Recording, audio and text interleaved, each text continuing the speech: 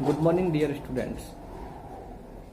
Online classes में आपका एक बार फिर से स्वागत है। मैं महेश कुमार अहरबार आज फिर से बीए प्रथम वर्ष के छात्रों के लिए क्लास लेके आया हूँ। आज हम बीए प्रथम वर्ष के प्रथम प्रश्न पत्र के सेकंड यूनिट का टॉपिक है नातेदारी व्यवस्था,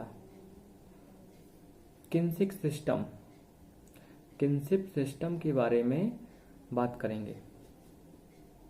टॉपिक शुरू करने से पहले मैं विद्यार्थियों से कुछ कहना चाहता हूं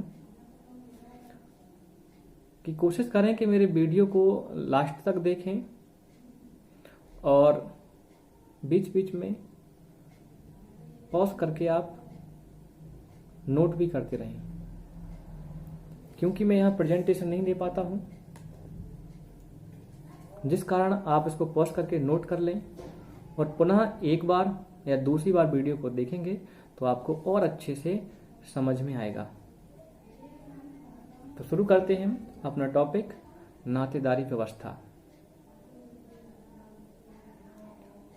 जिस प्रकार समाज में विवाह परिवार सामाजिक व्यवस्था के आधार स्तंभ है, वैसे ही नातेदारी समाज का सामाजिक व्यवस्था का एक आधार स्तंभ है। समाज में व्यक्ति अकेला नहीं रहता, वह कई व्यक्तियों से घिरा हुआ होता है और उसके घिरे होने का कारण कोई ना कोई संबंध होता है। अर्थात संबंध ही वह हैं जिससे व्यक्ति एक दूसरे से जुड़ा हुआ होता है। इस संबंधों को हम दूसरा नाम नातेदारी कह सकते हैं। आज हम पुनः एक परिभाषा याद करते हैं या पढ़ते हैं मैकाइवर पेज की। सभी को याद होगी। मैकाइवर पेज ने समाजशास्त्र को परिभाषित करते हुए कहा था कि समाजशास्त्र सामाजिक संबंधों का जाल है, सामाजिक संबंधों का ताना बाना है, जिससे व्यक्ति एक दूसरे से जुड़ा हुआ होता है। और हमने यहां बात की कि समाज में व्यक्ति अकेला नहीं रहता, कई व्यक्तियों से घिरा हुआ होता है और घिरे होने के कारण कोई ना कोई संबंध होता है। इन संबंधों को ही हम रिश्तेदारी या नातेदारी व्यवस्था कहते हैं। जो व्यक्ति दूसरे व्यक्ति से जिस संबंध से जुड़ा हुआ है वह नातेदारी कहलाती है। कई समाजशास्त्रियों ने इसका विस्तृत रूप से अध्ययन किया, लेकिन विषय के रूप में आने से पहले यह सिर्फ वकीलों तक, न्यायाधीशों तक और विधि के संबंधियों तक ही सीमित था। कैसे था? जैसे समाज में कोई संपत्ति से लेकर विवाद की स्थिति होती थी, संपत्ति को बंटवारे को लेकर विवाद होता था या उत्तराधिकारी के लिए विवाद होता था या फिर किसी के मृत होने पर अंत्येष्टि संबंधी कोई विवाद होता था, तब ऐसी स्थिति में व्यक्ति वकीलों के पास, न्यायाधीशों के पास तथा विधि संबंधियों के पास जाया करते थे। तब देखा जाता था कि व्यक्ति का संबंध उससे क्या है, तो वह संबंध ही उस टाइम पे नातेदारी का स्वरूप था।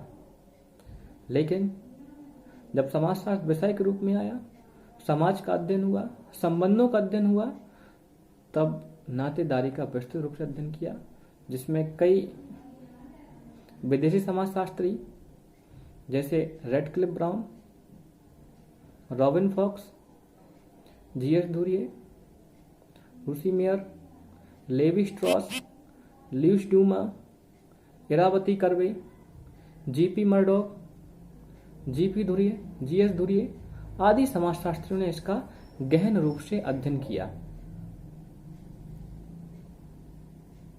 समाजशास्त्र का यह एक आधारभूत स्तंभ है। तो आज हम इसके बारे में पढ़ेंगे, नातेदारी के बारे में। पढ़ने से पहले इसकी आउटलाइंस के बारे में कुछ देख लेते हैं। इसके बारे में हम पहले अर्थ पढ़ेंगे उसका, नातेदारी का अर्थ प्लस परिभाषा। नंबर दूसरा, नातेदारी के प्रकार।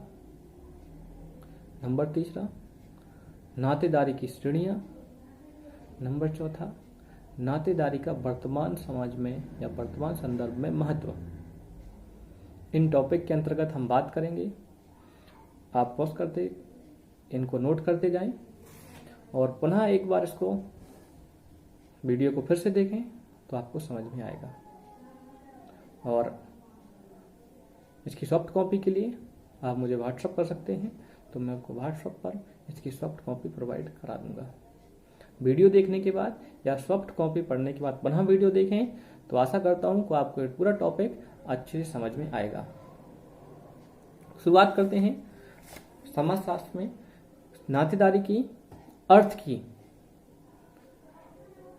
अर्थ के रूप में बताया गया है कि नातेदारी से तात्पर्य समाज द्वारा मान्यता प्राप्त उन संबंधों से है जिससे व्यक्ति जुड़ा हुआ होता है। मान्यता प्राप्त संबंधों से है जिससे जुड़ा हुआ होता है। यहाँ पर दो प्रकार से संबंधी बताए गए हैं, या तो व्यक्ति रक्त पर जुड़ा हुआ होता है, रक्त संबंधी है, या विवाह संबंधी। इस प्रकार के संबंधी को नातेदारी कहा जाता था।